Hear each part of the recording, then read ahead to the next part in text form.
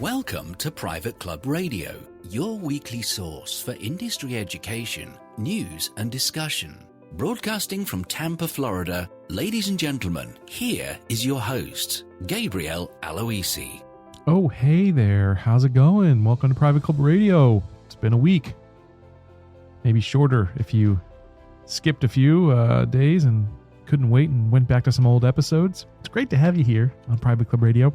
We're going to be chatting with Gary Collins over at Master Club Advisors. He's going to tell us all about his recent travels to the country of Oman. He was in Slovenia, so a few places that you've probably never visited. I certainly have not. And he also talks about a conference he attended up at Pinehurst, talking about the scoring tee system and why your club should consider that in 2019. Now, before we bring Gary on, I want to talk to you about an email that I received that came all the way from Dublin, Ireland.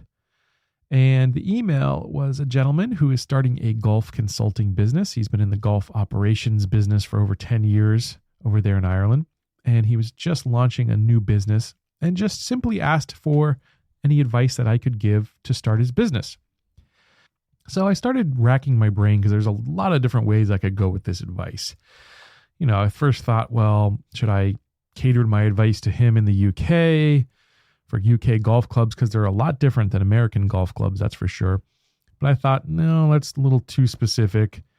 And we've already got Golf Club Talk UK. A shout out to those guys, Leighton Walker and Eddie Bullock, who have a wonderful podcast specifically on UK golf and issues over there.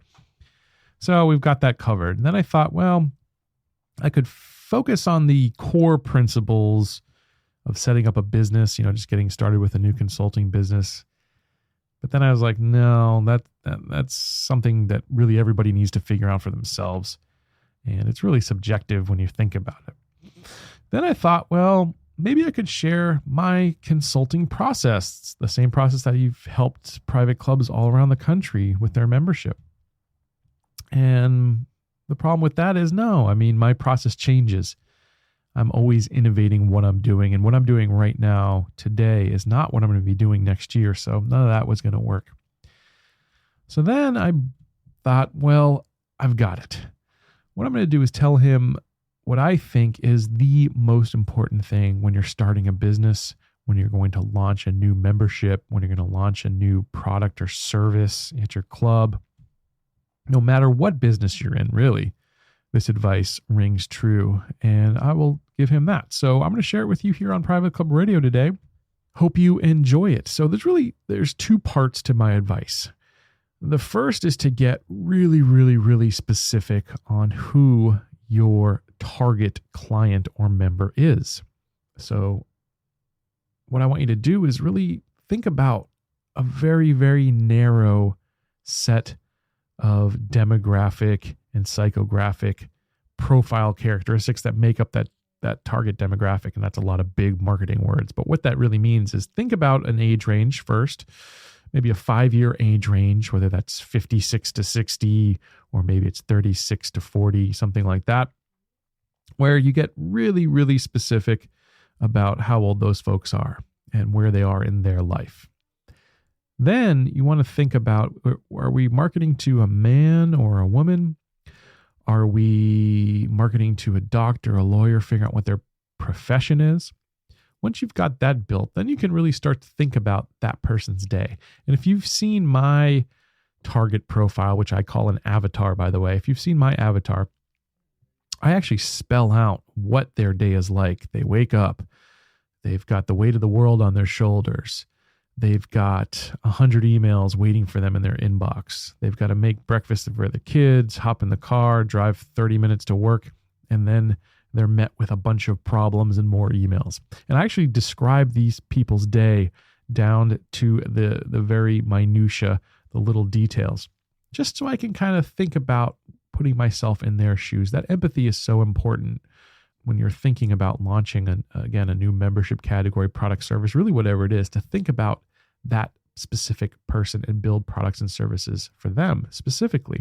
And more so than that, and this is really where the magic comes in, you've got to really target 3 specific challenges that those folks have, that your avatar has.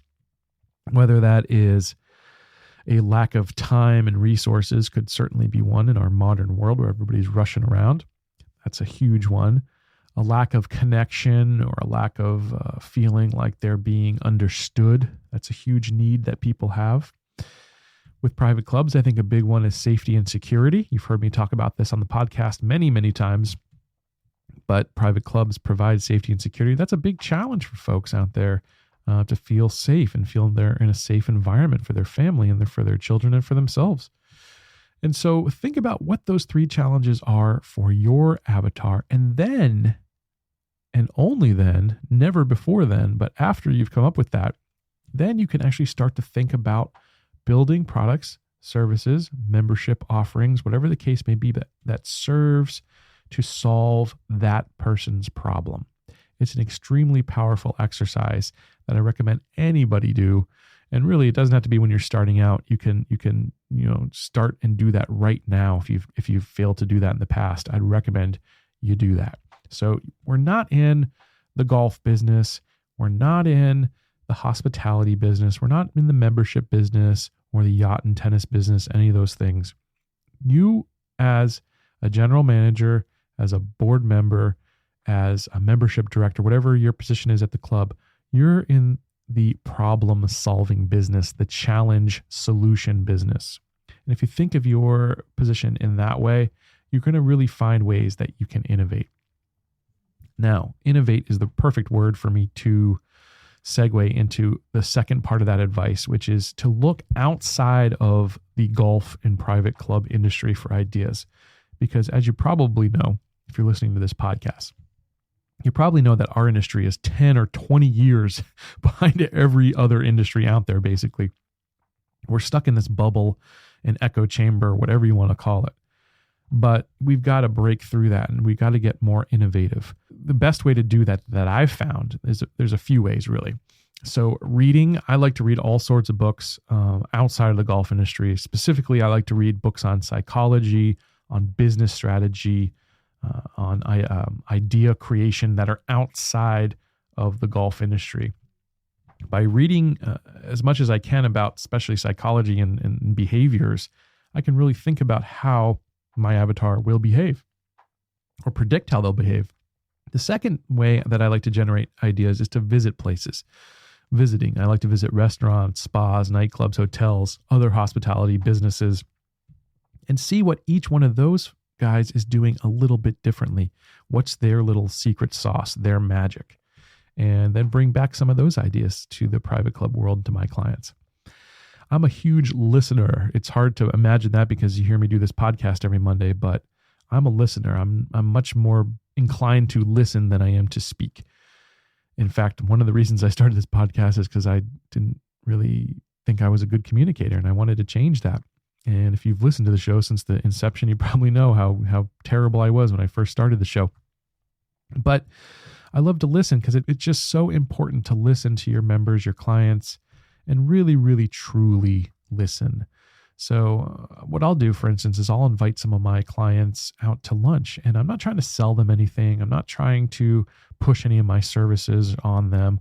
All I'm really trying to do is just to understand what they're struggling with. Again, what are their challenges? What's working for them? What's not working for them? And the other critical part of that process is to ask them open-ended questions. You don't want to lead the conversation. You want to ask the question and see where they take it from there. And I think you'll be surprised, and recommend you bring a notebook and pen to jot down some ideas once you're talking with some of your members and some of your staff about these things. So take some time to listen to what people have to say. You may even want to just take a little time and sit in the bar or sit in the dining room quietly in a corner and just kind of key in on some conversations and hear what people are discussing and what their problems are. The other thing I like to do is just do some thinking, right? And that's, a lot of us are running really, really busy. I know that firsthand because I call a lot of clubs, or I have my folks here at the private club agency call over to clubs, and it's very difficult to even get someone on the phone. Even if we have a meeting, oftentimes they're running late. They've got someone that just popped in their office, whatever the case may be. And it's tough to connect because we're just running constantly all the time, right? Well, it is really critical to just shut everything off. My wife talked about that when she was on the podcast here. We put it on the recap show. So go back and listen to the recap show from 2018 and hear some of her advice. But really, you've got to just take some time for yourself to reset. And you got to maybe schedule that into your calendar if you need to do that. Just like schedule 15 minutes to reset throughout the day and put that on your calendar daily or at least a couple times a week. And what you need to do is whatever makes you happy, but, take a walk. I like to meditate if I can. And I get it. We're all busy, right? Like I have 2 young boys. I've got a 2-year-old, a 5-year-old. I'm running multiple businesses. It's tough to find the time. I totally get it, but you've got to make the time to think because you can't be innovative if you don't think. So that was my best private club advice to this gentleman starting his consulting business. First, know your client, know your target member, whatever you want to call it. Number 2, take some time to look outside the industry and become innovative and bring some of those best practices and ideas and your own ideas to the table for ways that you can move your club forward. If you're going to do that, you are going to be successful. I've seen it happen over and over in not just the club industry, but every business that we've worked with over the years here at the Private Club Agency. So thanks for listening to that. And now we're going to segue into my discussion with Gary Collins. I hope you enjoy it. And now it's time for your monthly masterclass presented by Master Club Advisors. Welcome to another edition of Masterclass presented by Master Club Advisors. I'm on the phone today with Gary Collins, partner over at Master Club Advisors. Gary, how are you? I'm spectacular, my friend. We haven't talked in a while. It'll be fun to catch up. Jan and I had a great holiday. Hope you did as well. Closing 2019 was 2018 was a very busy time, and we're looking forward to great stuff in 2019. Yeah, Master Club Advisors already off to a hot start. You've got a new club that you just placed a manager up in Durham, North Carolina. Tell us about it, Gary. Scott Irwin is the new GM at Hope Valley. Hope Valley is a fantastic club, 1926 Donald Ross course.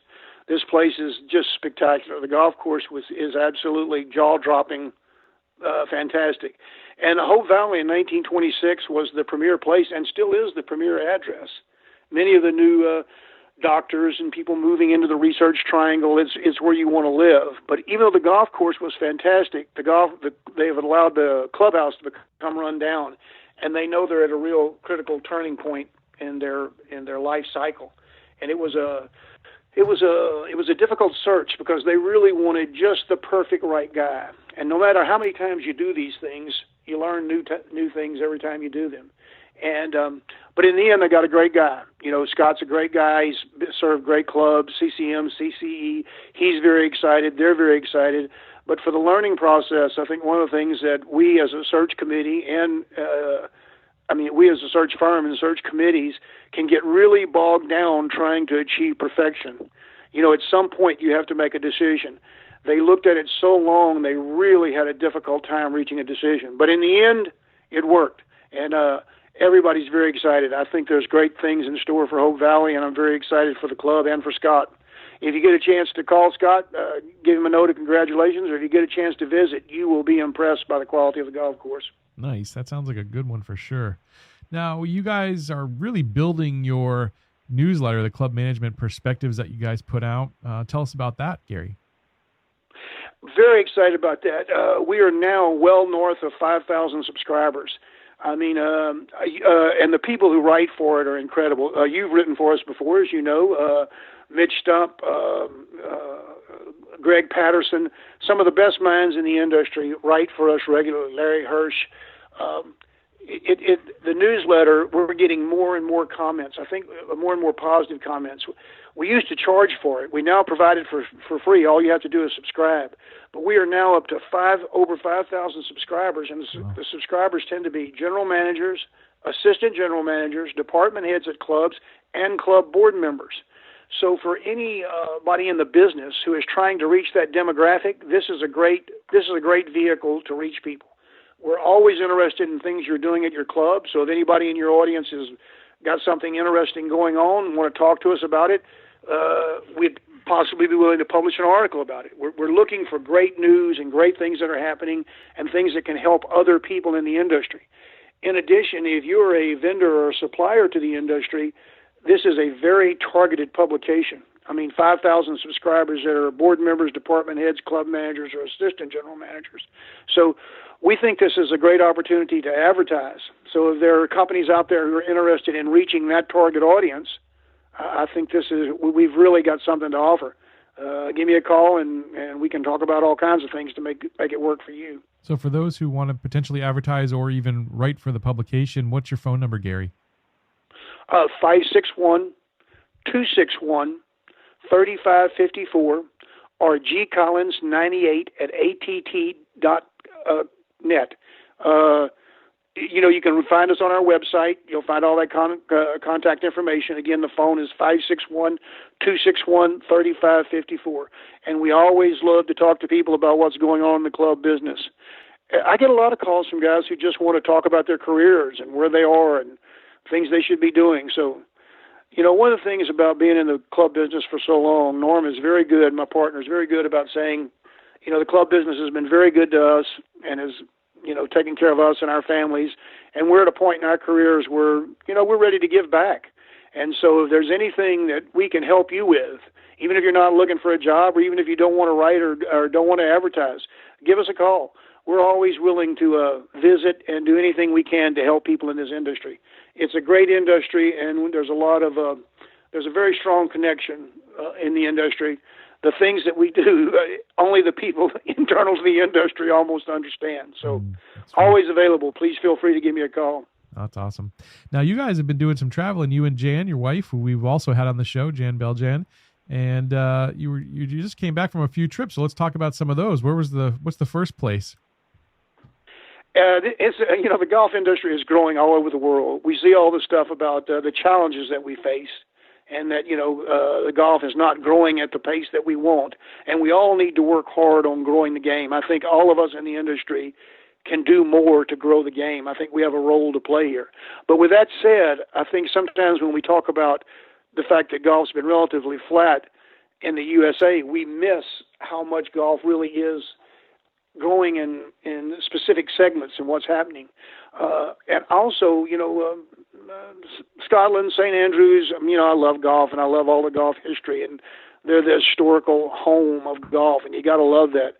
But I will tell you, in the world today, in the business world today, the USA has a lot of knowledge and a lot of experience, and, we're really called on to help other people. And I think there's work for us, there's meaningful work and income for us, but there's also a reward in giving back. And, it was really a crazy end of the year. The Slovenian Greenkeepers Association. Now, you would not think of Slovenia as a hotbed of golf, no. But Slovenia's golf market is really growing, and they want to grow it more.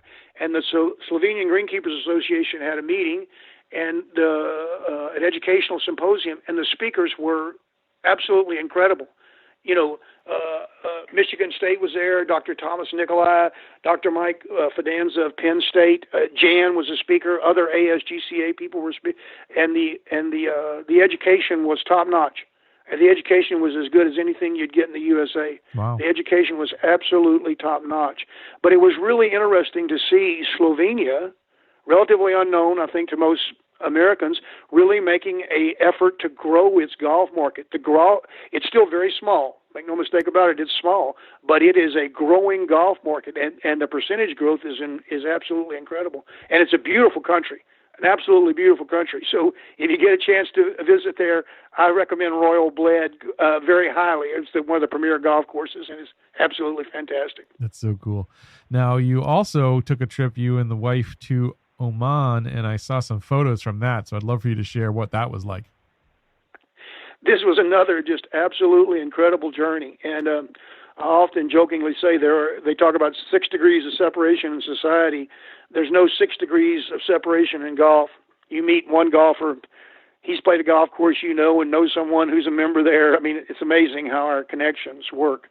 But we got invited to Oman and to another country, I think not as well known as in the United States, and really a beautiful, incredible experience.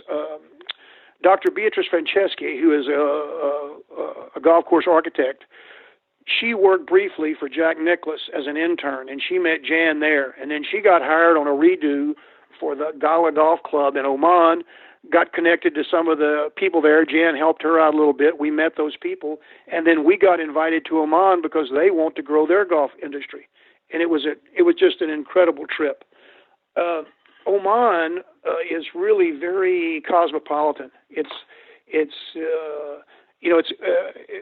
early history, it was a real trade route center between India and the Far East, China, India, and Italy and Europe, and it still is today. I mean, it's the population is there's a tremendous British population, a lot of German and British tourism, a very peaceful country. I guess my own ignorance, I was shocked at how little I really knew about the country.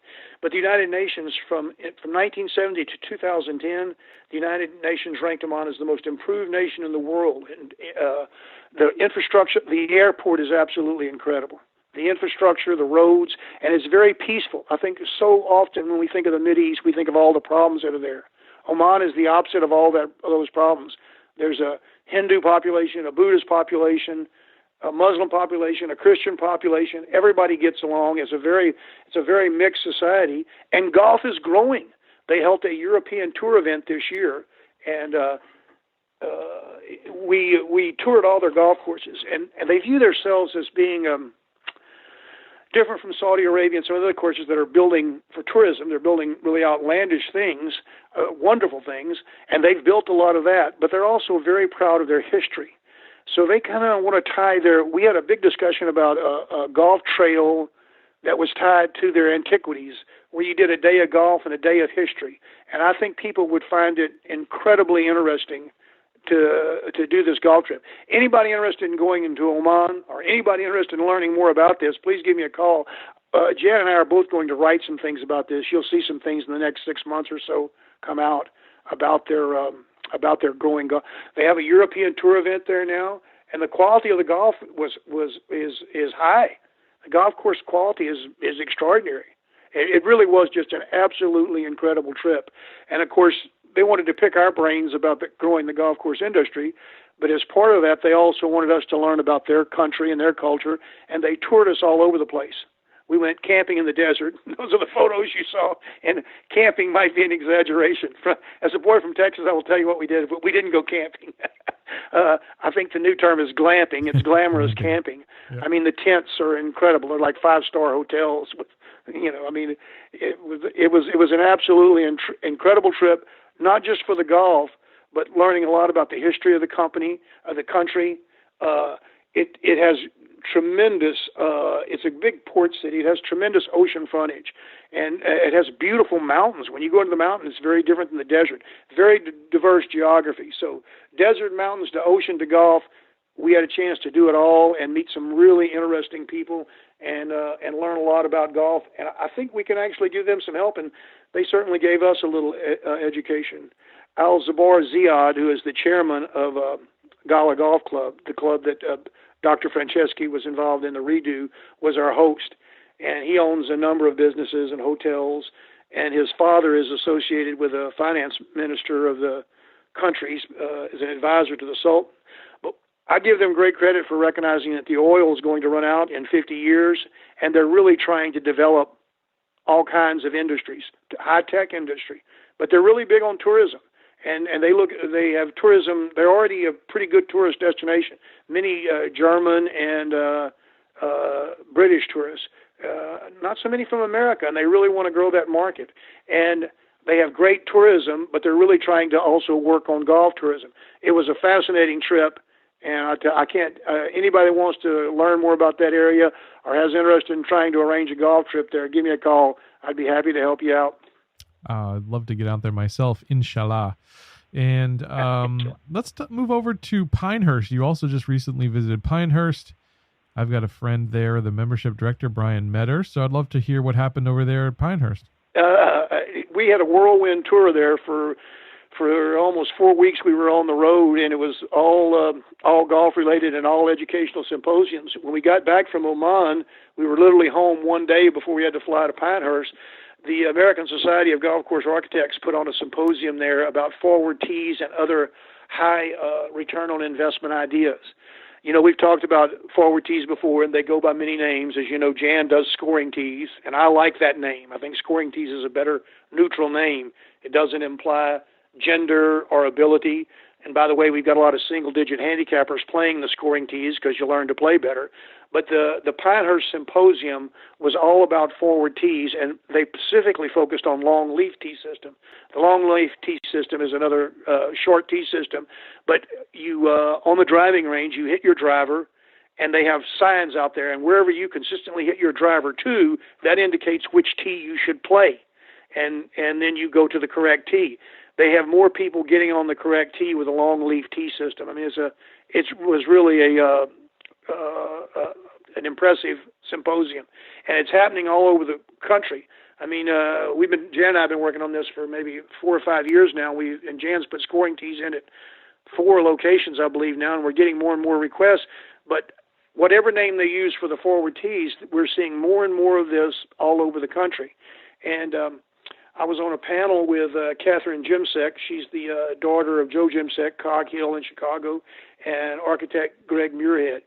And, one of the things you always ask me, and I think it's a great question for you to ask me and for your audience, is what was the takeaway from this that, everybody can use? And I will tell you the takeaway from this overwhelmingly was these things work, and they produce a return on investment, and they're inexpensive to do. If you already have construction going on, it practically costs no additional money to do them. But the amazing thing is, this is the real takeaway. If you want to be successful with this, you have to have a champion at the club level who is pushing this. Be it the club manager, the golf pro, be it a club member. Somebody at the club level. At a number of clubs, this came up over and over, there's been very, very successful forward tees put in, whatever name you use, scoring tees, long leaf, family, very, very successful forward tees put in. And a number of other clubs put in, and the idea doesn't take off nearly as well. And it all has to do with, is there a champion coming up with fun, interesting things to do? 5-iron Friday, 2-club Thursday, skins games from the forward tee, short game championships, play with a pro from the more forward tee. The takeaway is, if you want to be successful with this program, somebody has got to own it at the club level. When somebody owns it at the club level and really gets behind it, this thing will take off and it will produce income. You will gain membership. You'll grow the membership. Older members who have quit playing will come back. You'll drive F&B revenue with events after 5-iron Friday and 2-club Thursday. This short scoring tee system works, but the real takeaway is you have to have a champion at the club level promoting it and working out fun things to do with it. It isn't just build it. You have to program around it. You have to do things around it that make it fun. Yeah, I like that. It's more than just putting them out there, because if you just put them out there and you don't really organize some activities around it, people just probably will never actually use it. And so it's such a cool idea. I agree with you right there, and that's amazing. I'd love to see what happens. I'd love to see the USGA get on board as well. USGA was on board. The architects are on board. The major organizations in golf are really getting behind this, and it is a real opportunity. In addition to growing income and ROI, it's a real opportunity to grow the game because it's easier for beginners. And there's so many positive aspects to this. But I think I've told you about this before, but it's worth repeating. It's a fun story. At Pelican's Nest, where Jan put him in, the golf pro really got behind it, and they started a skins game. And so after the guys would play their regular 18-hole round, they would go back out on the short course for a skins game. Well, you make a lot of birdies, and there are a lot of ties, and it would carry over from week to week, so the skin pot would get high. And so now everybody wants to get in, and all the single-digit handicappers started playing these scoring tees, and an amazing spin-off of that, according to Chris Sheehan, the golf pro there at the time, was handicaps started dropping because people got better at the short game. I mean, the symposium at Pinehurst was and I love Pinehurst. I mean, what a great place that is. But the symposium at Pinehurst that ASGCA put on in conjunction with USGA was world class. A lot of good stuff. With today's equipment, anyone can whack at 250, 300. The real skill is from 100 yards in. That's where you make the dough. No question. Well, I'm glad you said it. So Chris tells a funny story. When he played with a pro, he shot 2 under par from the back tees. And then he was playing with a pro on a ladies' day, and he's playing the forwards tee, and he's convinced he's going to shoot 59, and he shoots 3 over par right. because he didn't manage the golf course properly. He can hit the ball so far that he's trying to drive the green, and he's driving himself into trouble. Yeah. The forward tees are a great golf course management learning experience. Yeah. There's a red tee tournament at my club every year, and that's one I like to play, where you just tee off from the red tees. And just like you said, scores are usually on the same level as people's handicaps, or even a little bit higher, people, just because you're not used to hitting, certain clubs in certain areas. But it's nice just to play the club in a completely different setup. No question. And it's I like everything you said there. It's so important because you have to learn how to use every club in the bag. And listen, we all know that scoring's in the short game. It's in the short game. It's chipping and putting. Yep, it absolutely is. Well, Gary, I've enjoyed it. I wish we could go on all day, but we got to wrap up this segment. And just, again, love for folks to find out how they can reach out to you one more time and learn more about what Master Club Advisors is doing. My number is 561-261-3554. gcollins98 at att.net, and just Google Master Club Advisors, and it'll get to our website with all our data and the things that we perform. Norm does a lot of consulting on long-range strategic planning. Of course, we do placement of general managers and all department heads, but we're always willing just to talk to anybody about the golf business. It's a great business to be in. That's for darn sure, Gary. Thanks so much for joining us here on another edition of Masterclass presented by Master Club Advisors. Gabe, always fun talking to you, my friend. Thank you. A lot of fun talking to Gary, as always. I'm going to go Google Oman and just see what's going on over there. It looks like a really incredible place. Like I said, I saw Gary's photos of him in the desert sleeping in his glamping setup that he mentioned. He was riding around in a Mercedes G-Wagon and drinking champagne out in the desert. Pretty cool experience. I'd love to do that too. I'll catch you back here next week. And until then, here's to your membership success. Private Club Radio is brought to you by Concert Golf Partners, helping to preserve and enhance private golf and country clubs. Concert Golf has the capital, expertise, and private club hospitality experience to help upscale private clubs achieving long-term success and membership growth. For 25 years, Concert Golf has allowed private club members to focus on simply enjoying their club. Visit concertgolfpartners.com to learn more about the recapitalization process.